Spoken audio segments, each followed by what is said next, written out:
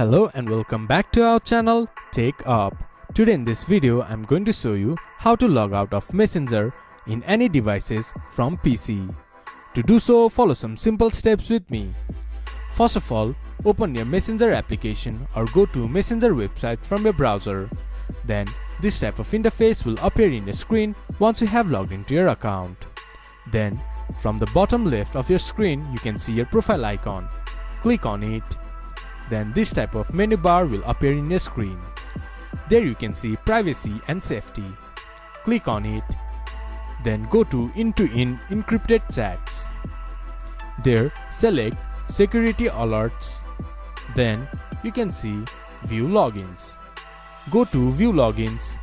Then you can see every devices that you have been logged in. Click to the device that you want to log out from.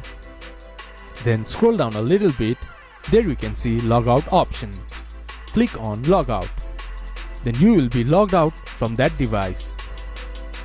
This is how you can log out of from Messenger from any devices on PC. This much for today's video. If you guys find our video helpful, please leave a like and comment. And do not forget to subscribe our channel and hit the bell icon. I'll see you guys again in our next video. Thank you for watching.